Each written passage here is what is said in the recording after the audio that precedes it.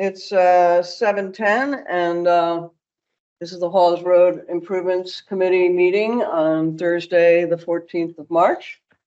The first order of business is to approve the minutes from February 8th. Do I have a motion to approve? Howard? And I second And Jane second. All in favor? it. Aye. Okay, opposed? Abstained? Okay. Abstain. Yeah. All right, so the first real thing on our list is to introduce our new members, because we have 3 new members, which is quite a new change for us. Dave, you want to kick that off? Sure. Just a I'm quick- a former member. Yes, I know. Most of us know you, but Yeah. So good to see everyone, and glad to be back and continue to contribute to a lot of progress that's been made, and hopefully we'll keep the progress on tracks. But I do own a parcel right next to Treasures, for those that don't know, and I purchased that probably ago when Big Y was thinking about putting a gas station there. I've been involved in town for a long time, Board of Finance, et cetera. So if there are further questions of my background, I'm available. okay, thank you, Dave. We're happy to see you. Yes, thanks for coming back into the Thank fold you. here. Okay, so Christina, you want to tell us your story? I'm Christina Gatoka, and we are transplants from Simsbury, Connecticut. But we discovered this town by looking at an ad in the Hartford Current and fell in love with the area, and happened to be able to, at the same time, the ad was for a small cottage on Library Lane. And with 5 children, we figured if we were locating somewhere between Boston and New York, the children might be able to come see us. So we're absolutely delighted to live in this town. And we are interested in Halls Road. It's part of the town, and to have a say in how the future of the town we will live in for the rest of our lives. It's important for us to hear and be heard. Okay, thank you, Christina. And third is Bill Folland. Hi, my name is Bill Folland. I live with my wife here in the village on Dunn's Lane. Actually, Christina and I are neighbors. I became involved with the Halls Road project way before this committee was formed. I go back before 2015 when we had our breakout sessions in the middle school. We expressed as a group what we thought was the priority we'd like to have Halls Road. So I go back that way. I go back 2012, 2013, thereabouts. I've always followed the progress of this committee. I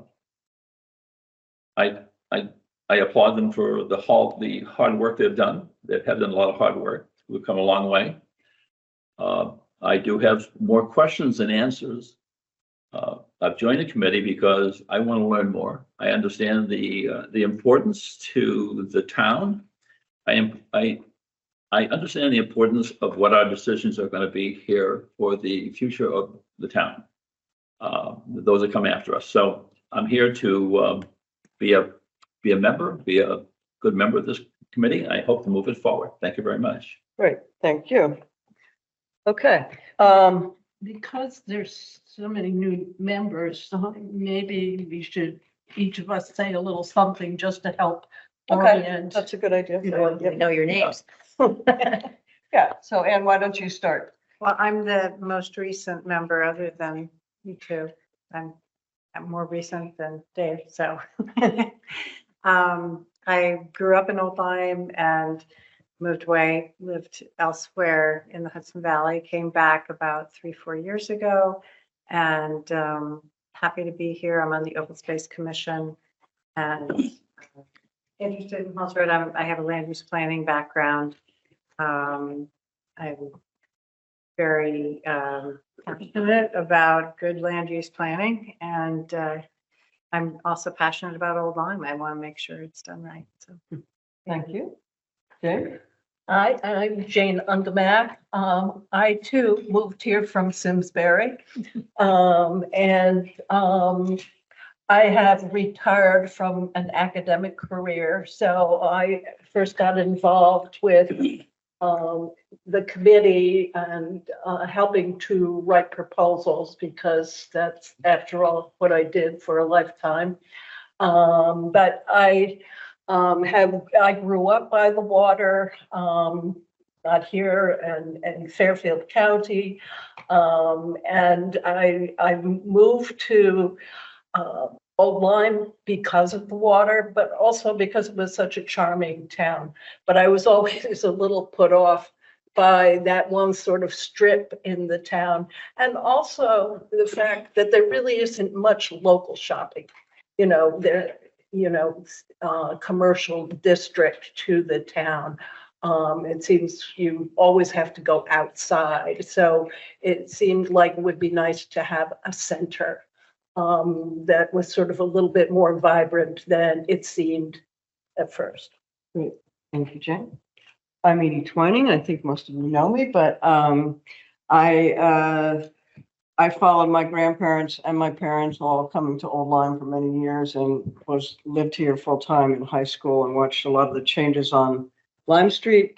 I lived in Boston for about 43 years and came back and now live on property that my family used to have and share that with my brother. So I also serve on the Old Lyme Land Trust. I'm the chief steward there. I'm also on the Historical Society, Old Lyme Historical Society, so got my hands in a few different things. And also do, various projects for interior and store designs, stuff like that. I'm Howard Margulies. I probably have the greatest cultural shock in moving to Old Lyme. Prior to moving here 20 years ago, I was in Beijing, China for 5 years. And since I moved here, I've been on the Halls Road Committee. I like to say it's 9 years, but feels like 104. And I was former chair of the EDC, and I'm also on the Planning Commission. Okay, that sounds like all of us. Okay. Except for Ray. Ray. So Ray is, I don't believe he's calling in. He's not on our Zoom. But Ray has also been the oldest member of the committee, and Ray Thompson. Yeah, sorry. He has some very severe medical issues, so he will come when he can. So, okay. And he's been a significant contributor. Yes, to he's this been very involved. committee and Donor your and member. everything else. Yep. Okay, so the first thing on our list here is the progress update presentations, and we have had 2 so far. I just gave you guys a couple of the things that we used for the presentation. We did one that was meant for the boards and commissions, but we had a little glitch, and we need to talk about whether we want to redo that for boards and commissions in an evening slot. It was a good meeting, and we just didn't get the crowd we wanted. And unfortunately, we tried to do a lunch and learn, which was somewhat of a waste of money. But lunch and learn, live and learn. The other one we did just the other day, Howard and I ran this for the Arts and Culture District in Lyme, Old Lyme. We had the director of the Flow Grizz. We had the director of Lyme Art Association. The Old Lyme Art Academy, the library, who else? Cheryl. And Cheryl from EDC. Someone else. Anyway, it was a really good meeting because it was just at the table. We got to answer questions as we went, and it was nicely done. We had good input from people, good questions. I think we were able to answer questions, and one comment was, would it help for us to give you letters of recommendation? Like, yes, definitely that would help. So that was a very nice offer by the woman that is, I think she's the director at Lime Art Academy. So we have 3 more to come. One is coming up for the senior center on April 17th. And that will be here. And the other is going to be an adult forum at the Old Lyme Congregational Church on the 14th. That's right after their service. We've presented to them in the past. And I think it's helpful to have at least one other person. Yeah, don't. 14th, What's April? it's a Sunday. Okay. And you're working on the Lions Club, right? I am. Yeah. And we have the garden club on the 20. Oh, where's that? Sorry, I didn't. I'm sorry. Yeah, that's the 27th. That's the new, March next one 27th. coming. So, Right. and that's at 5 PM, the Duck River Garden Club, which we're going to be kind of in their regular meeting and just doing a quick presentation, right? Exactly. Yeah. Just taking questions mainly. Where is that located? Here. Right here. Yep. So that's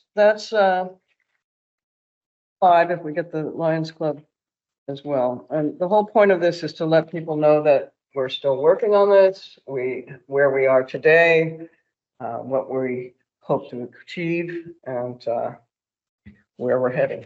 So, yeah.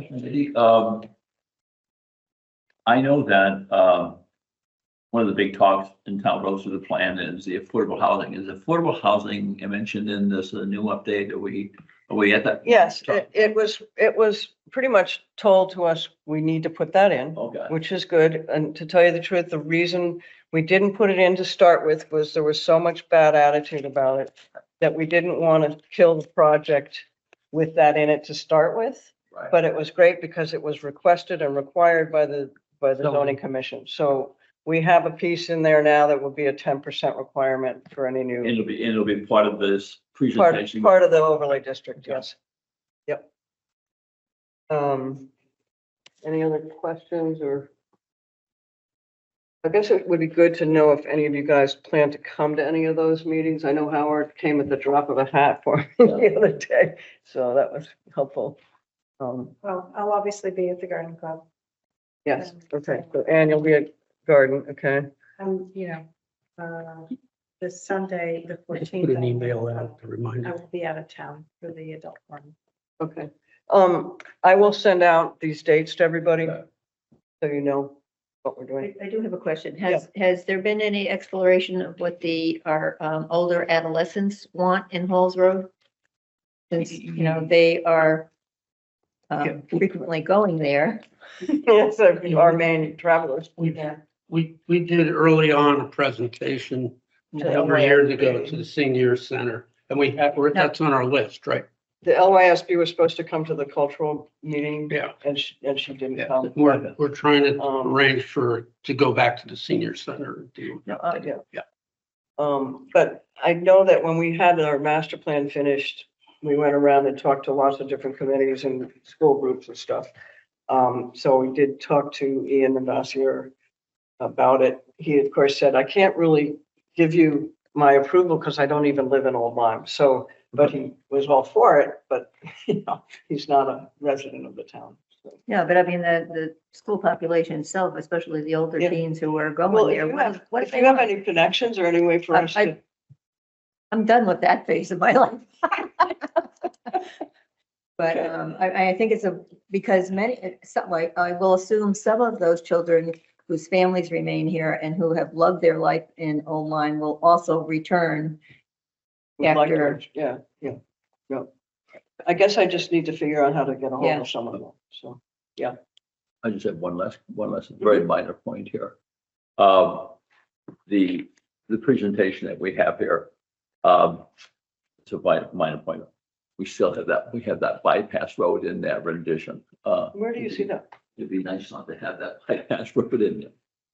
Oh, and the render. Yeah, in the rent. I'm only, Yeah, we can as get, I say, it's a very small Yeah, point, but yeah. it's. that most of the drawings that are in these things, Yeah. other than the maps, were done I before the totally, master plan. I totally understand. I just wanted to. Yep. I'll block it out. But good point. Yeah, so I will get, the list of information, and there's also, we have a list of the people we're trying to contact in the boards and commissions, which, some folks don't really have a lot to do with what's going on other than they live here. But some of the more important groups are people from zoning and planning, which, that we did get an alternate from zoning was here, Michael Barnes was here. But we need to do a better job making sure that they know about it and can come. So, Edie, the purpose of the updates that we're going to be giving here is to basically show what the concept is for, and this is based on the zoning regulation change. Okay, so are we doing these presentations to everyone for their input before we go to zoning for approval, or do we go to zoning before? I mean, I'm trying to understand what the purpose, I understand. The purpose is to remind people we're not just for zoning, but we're also working on the sidewalks, we're working on the bridge. Right, That the project is still alive Okay. and where we are at this point. okay, We've done through the years extensive input from the community. We've had a Understand, yeah. major survey of residents of businesses. Yeah. We've held multiple open houses. We've done a whole bunch of presentations, and we think we pretty much have a consensus as to going forward. okay, so we're moving forward with regulations. We've already, and, this committee has okay. voted on the bridge design, and Yeah. we voted on resubmitting the HRA. Okay, So those things are already been voted on. okay, so we're going forward. Right.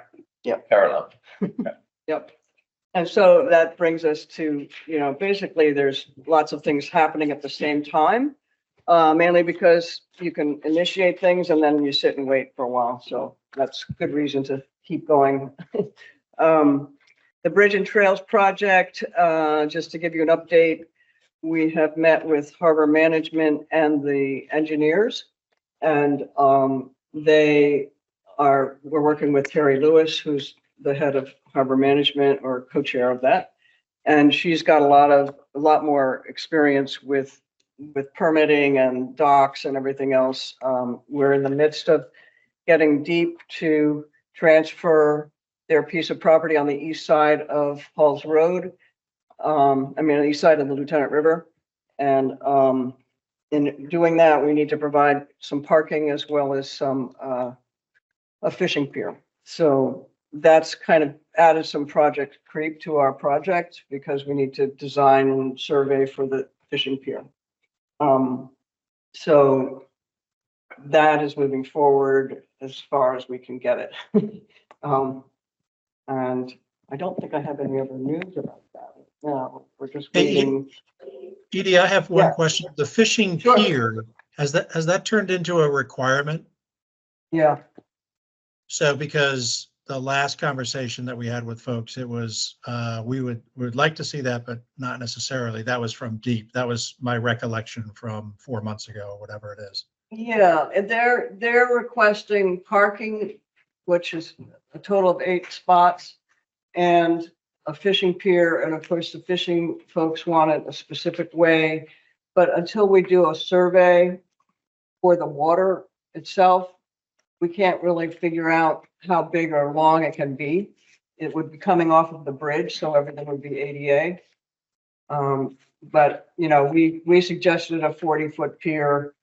They said, oh, it should be 60 feet. So we're waiting till the first thing, as Terry was very adamantly explaining this to me and the rest of us, you have to do a survey in the water to find out where you can put anything.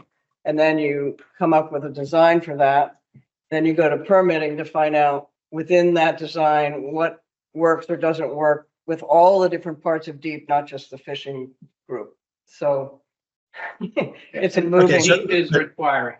Deep It is is required. requiring. Yeah, Okay. yeah. Yep. Okay. Right, Question, before we move on. Mhm. I just happened to be, this past week, walking through town hall and I ran into the fire marshal, Dave Robert.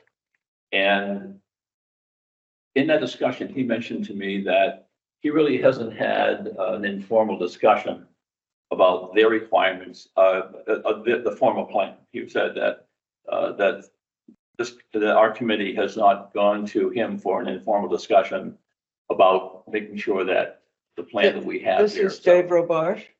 Dave Robert, yeah. Okay, So we might want to kind of, so include him. to answer that, we actually worked with the fire department themselves about what we're trying to do, and they have Yeah. given us permission to be able to park their trucks in tandem. And we've made plans for, the engineers have drawn out how the firemen would get their trucks down there.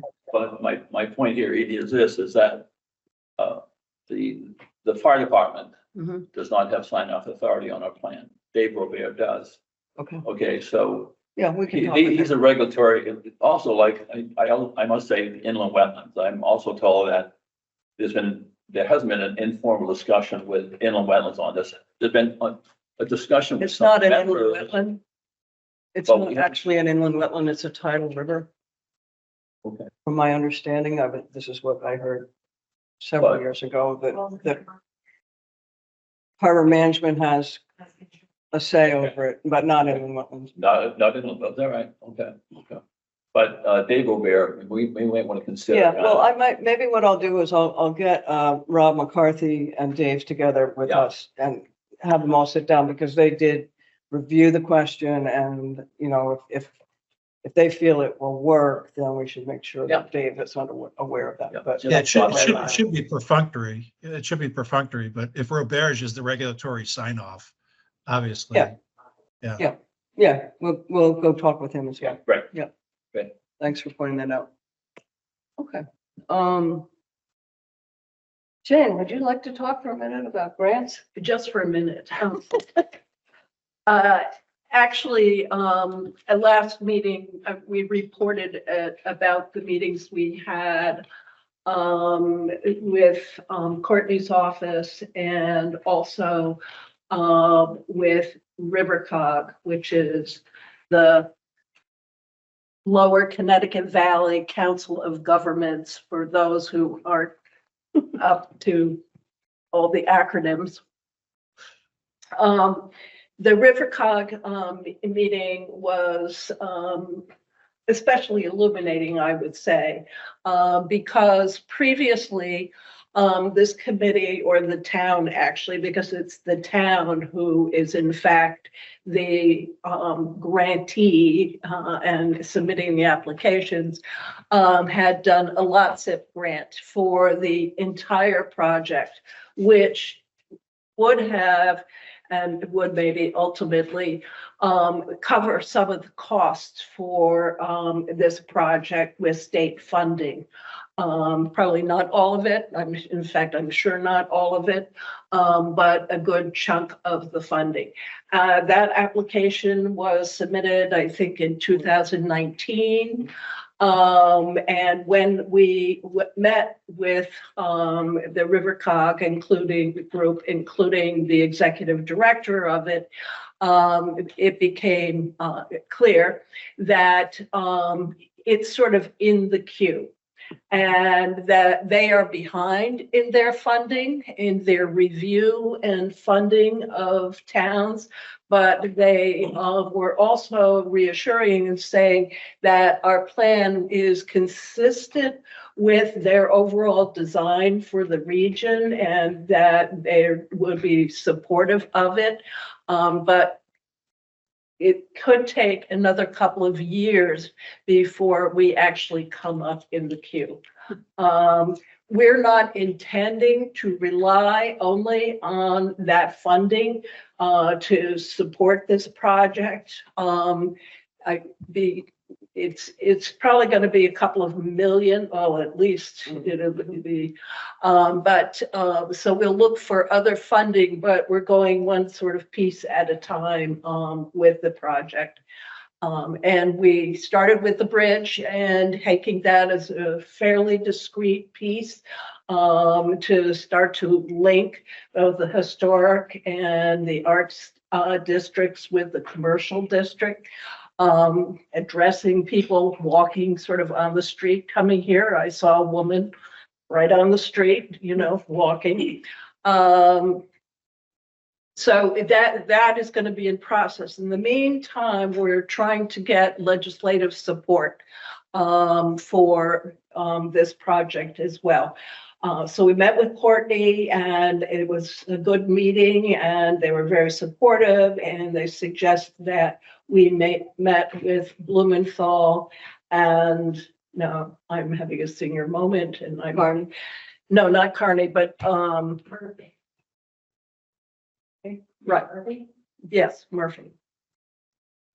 But then we met with Martha Marks a couple of weeks ago. We had a good meeting. She was very supportive about the project, and she had her administrative aide follow through with also contacting Carney's office to try to set up a meeting with them as well. We had already planned to meet with Carney's office.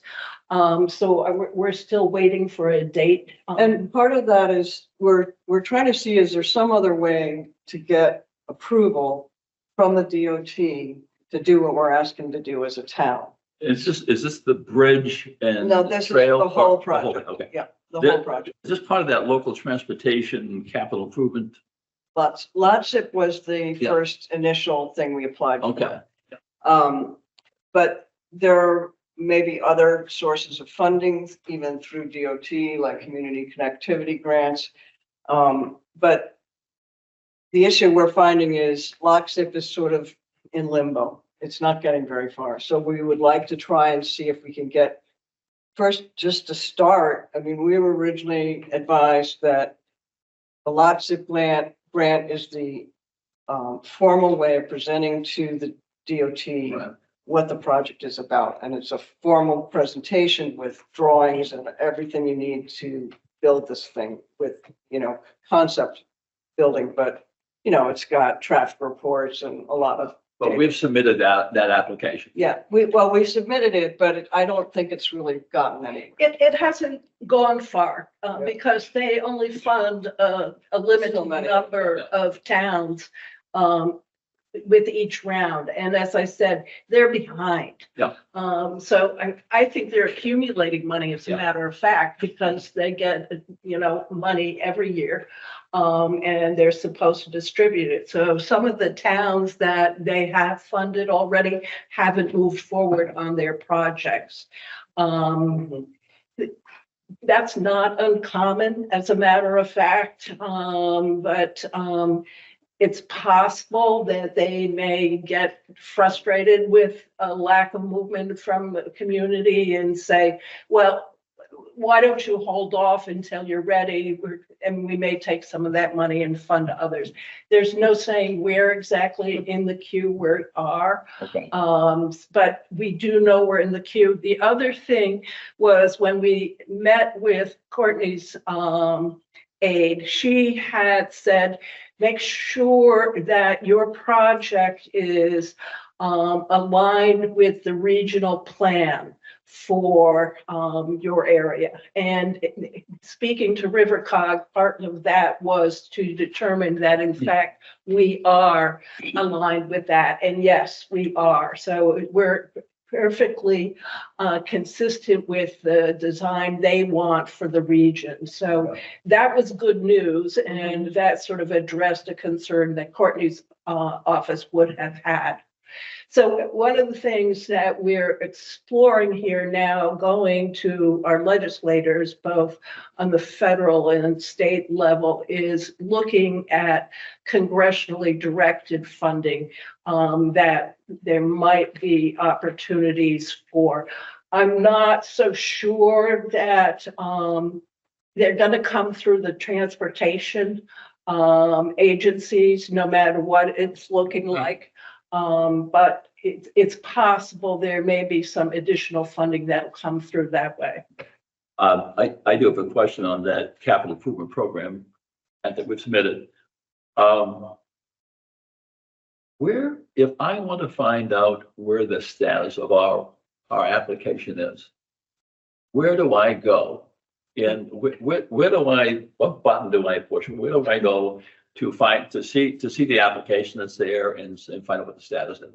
I'm just trying to kind of understand, because I'm kind of one of these guys, I'd love to get updates, and I'd like to see, actually, I'd like to see the documents. Where are we? There's going to be some status of our application there somewhere. So I'm asking, where do I look? Exactly one of the questions we had when we went to Rivercog to say, so where are we in this application process? Okay. And they were not specifically, oh, you're like 8th in line, after the current funding. They didn't say that. Okay. What they said was they are behind, that they are still dealing with those they've already decided on, and they're working on that. And until that is complete, they won't be addressing the next round of funding. But they do have an application that was signed by the first selectman at that time. It must have been Tim Griswold in their office, in their Yeah. system somewhere. Yes, Okay. yes. Okay. Boy, it'd be really nice to try and find out. Just for our own purposes, There's there's got to be a schedule saying behind schedule, ahead of schedule. Yeah, Howard.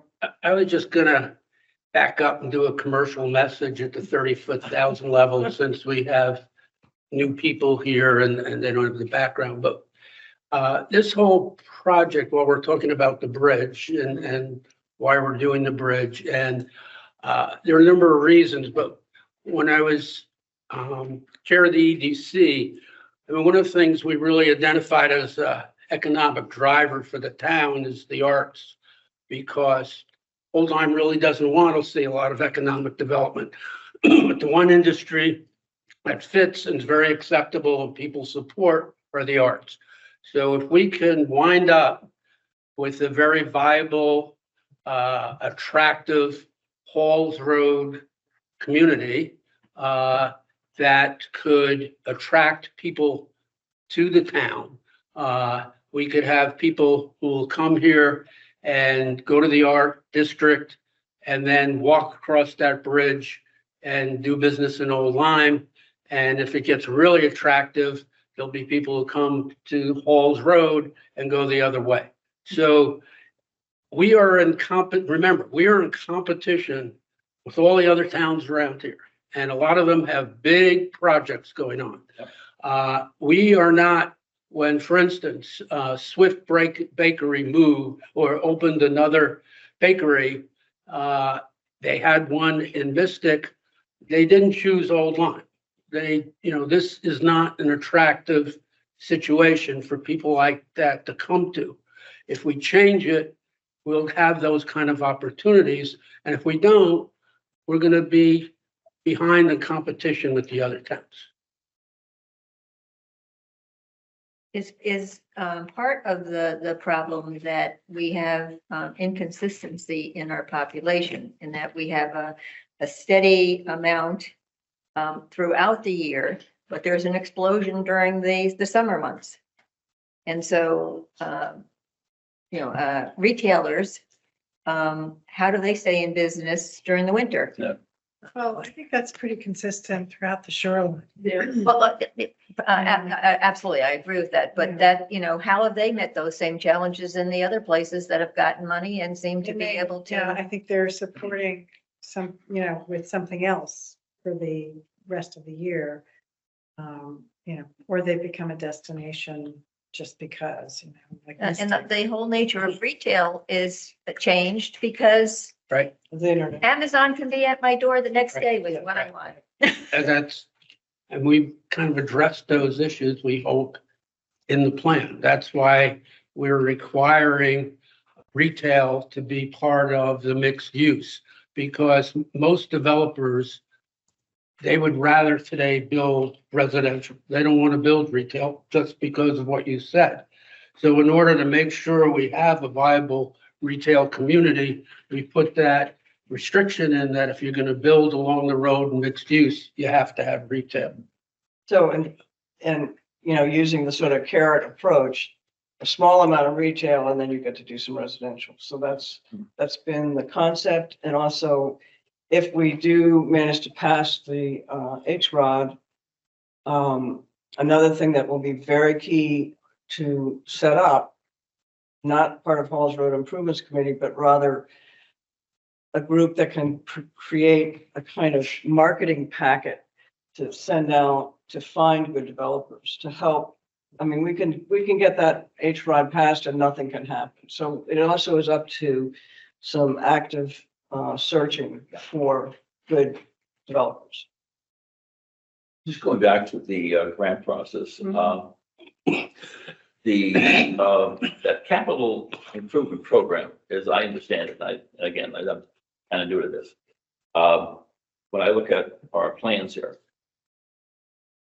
that plan, that capital plan cannot be used for things like our bridge. We can't put the trails and bridges, we can't get money for the trails and bridges. We can't get money for roads and sidewalks. Am I correct there?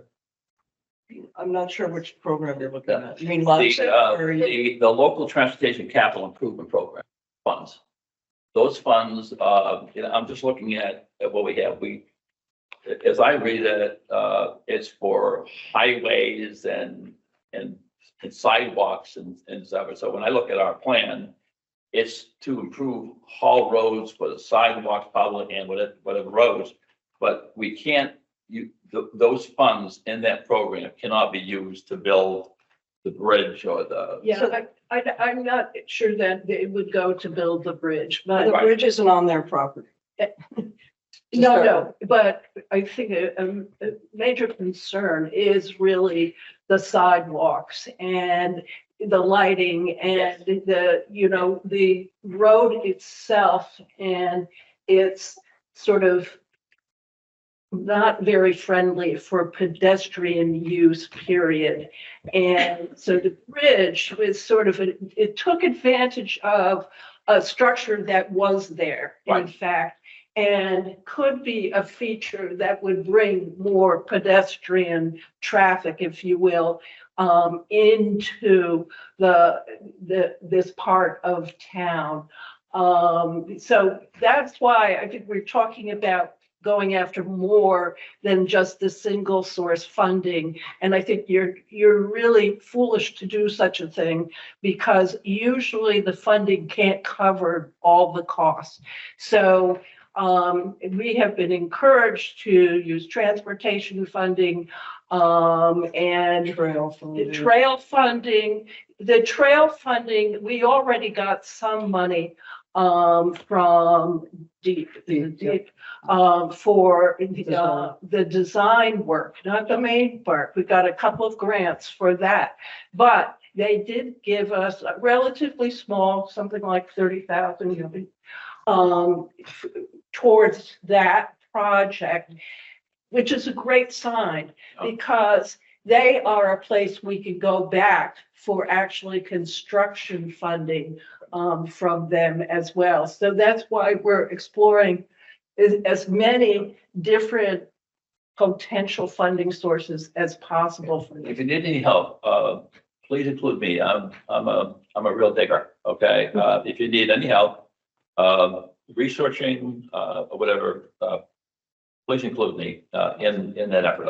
I would enjoy it, and, I think I'd be helpful.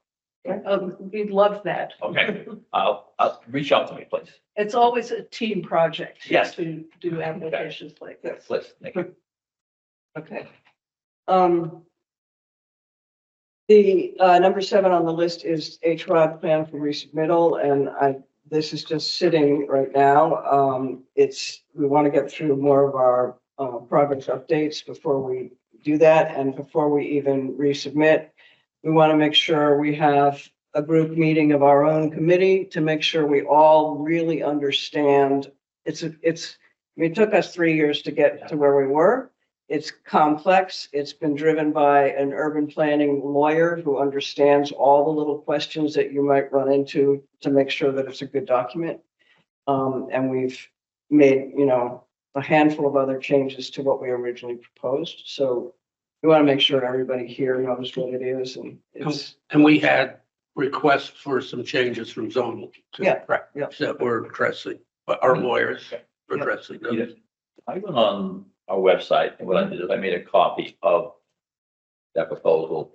Mhm. It was the revision dated 12/16/22. Mhm. There's a new member here. If there is updates to this, but I'm assuming there is. Yeah. I think Christine and I and. well, none of, Yeah. I think only the lawyer and Ray and I have reviewed it, so. Okay. it's- Still, Because we want to Still make in sure. review process. Yeah, it's in- Yeah, it'd be great. So when we sit down and we vote, yeah, no, Right, it's a yes work or in no, progress. whatever. yeah, we definitely want to share it and then review it all together so we can Okay. ask questions. And get through Okay, it that way. so as soon as you get that to us, I would greatly appreciate Okay. that, so. Okay, is there any other business anybody has?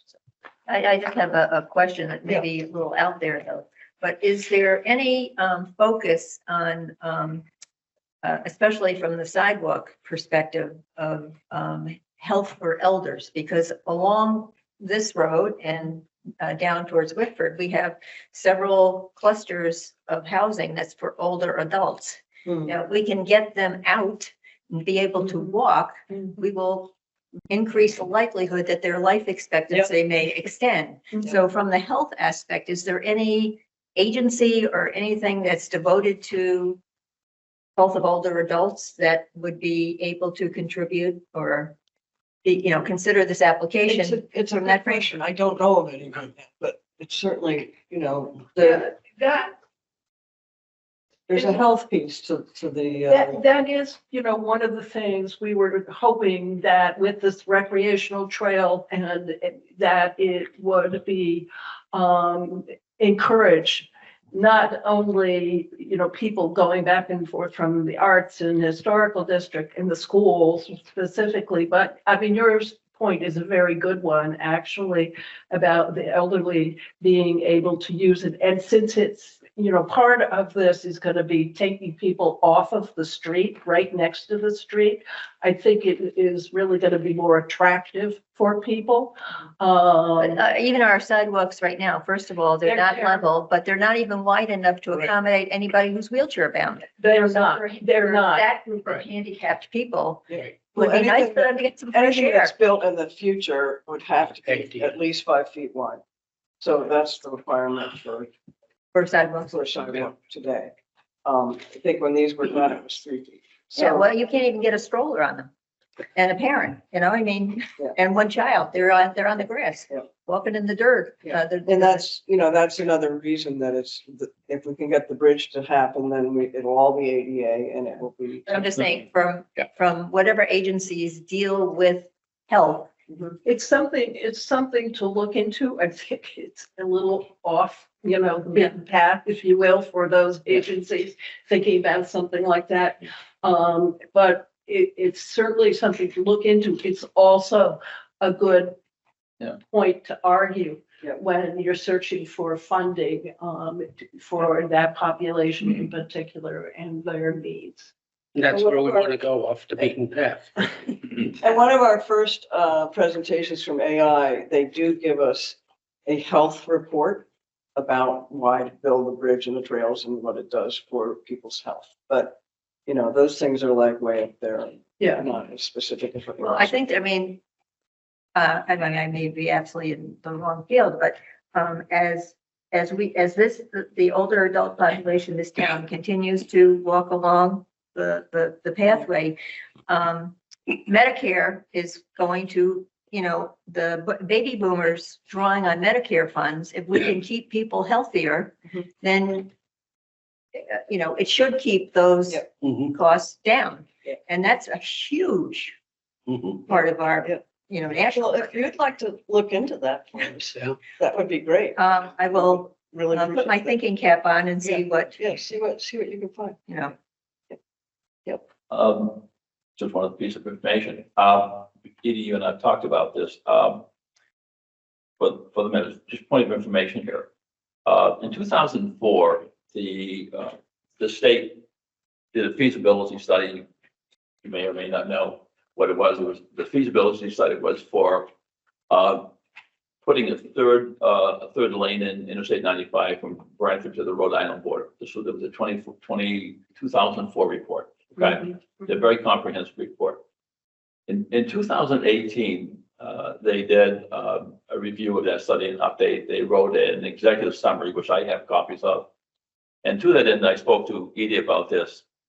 And what is interesting about the 2004 report and the 2018 report, the 2018 report did a very, very comprehensive traffic study on Interstate 95, what they did, exit by exit, all the way down through. And they took traffic now versus traffic in 2045, which is not that far away. Okay. And they predict what's going to be the traffic increase, and there's a significant increase, probably 40% increase in traffic flow, basically going down the highways. Okay. So why would that be interesting to me? And by the way, the information I'm sharing with you, I can share the data with you. I can share all the information that I have with you. I'll be more than willing to do this. But I just think it should be just piece of the big puzzle that we look at. In that study, what they did, they looked at every exit, and of course, I'm mainly concerned now because of the committee exit 70, going southbound, the entrance and exit for exit 70. Significant changes that they made in this proposal. Now, again, will it ever come? Probably not, some of it, but there are pieces of it that are being acted on right now. The interchange at 395 up in East Lyme is there. The revisions up here at 4 Mile River and Rocky Neck, that's in there. So even though their big master plan may never take effect, there are pieces that are happening. So somebody is looking at this study and the executive saying, you know, we should do things. What they did, for your information, and I'll share this all with you. I'll make sure you have copies. In exit 70, on the exit 70 southbound, that's at the end of Halls Road, they moved the entrance to the highway from where it is now, so it's right in line with Halls Road. So instead of going down the Halls Road, taking a left and going Hall, it's right straight ahead. It used to be. What they also did on the other end, on the 70 southbound exit ramp, we all know if we've driven down there, if you're in heavy traffic, you hold your breath when you make that sharp turn to your right to get on the exit. What they've done, they've really smoothed that out, like they're doing with because of the accidents that they've had on there. And by the way, that traffic study kind of highlights all those accidents and why they have to do this. My point is that we should understand what the potential changes are that they want to make, but also very important also what the traffic flow of the state that the study says is going to happen in our neck of the woods, and it's going to affect all roads. So just another piece of information I'll share with you. I'll get that to you. I doubt in my lifetime that I'll ever see a third road, but there will be changes to the exits. They're doing that right now. They're doing that at selected areas. And it was interesting in the executive summary. The executive summary said the priority of this project is to work on the exits between Old Lyme and East Lyme. It is very, they put focus on us that's an area that needs change. Now, with all the changes, I don't know. So I will get that information to you. I shared it with Edie. It's not an answer to anything, but it's something that we all have to be aware of. And all the more reason to get DOT to look at what we're trying to Oh, do. absolutely. I mean, it's like, that's another reason. We finally come up with a queue. Yeah. Hopefully they'll be looking at that same information. Because the ramp that you just mentioned, I saw that in a 2006 design concept that was in the library down here. But you had said you were going to see in East Lyme if there's any changes to that? Yes, that report, the first time I saw it was in the Phoebe Library. Right. Before they made the renovations, it was in the oversized book section. Mhm. When they did the renovations, they got rid of it because if you go there, they don't have it. But they said, oh, it's available in the East Lyme Library. So I went over to the East Lyme Library and went over there and I got the 2004 report. They do not have the 2018 executive summary on that, but you can get that online and I'll share Okay, that website with you. It's interesting reading if we should, you know. but no, it doesn't actually show anything. Where is it? I have some. There's a new update coming on March 27th. I got that. Great. March 27th. So we need an update on what they're planning to do for the next 5 to 8 years. Will that come to you? It did, I already got us. Can you share that with us? Oh, So yeah, just got the announcement. Right. That it's on. there is a thing to a meeting right now, it only says municipal officers. I will ask for everybody can share that link to the online meeting. It's not when you can talk, but you can listen. Mm. There's a multitude of attachments with the information, but I went through the ones today. There's nothing on online except for correction. That they have a project for. Yeah. Not the bridge over the river, just another bridge in the line. There's nothing to the exits that I can see through the Interesting. next, I think it's 5 to 8 years. These are the projects these are the projects that they're planning in that time period. And they also have their summary statements and all that. different Okay. Things for their plans. I think you can also make a case that the more viable we make Halls Road, the more difficult it is for them to change it. So if we have housing on there, and we have a very viable community that's very successful, it's going to be harder for them to make a case if we don't do anything and leave it right now where, yeah, you can take it apart because there's really nothing to lose. Worry about. Any other comments? Do I have a motion to adjourn? Motion to adjourn? Second. Okay. All right. And thank you all for coming. I'm glad to see our new expanded that bad. gang. Thank you, Dave. Thank you all. We'll see you. Take care.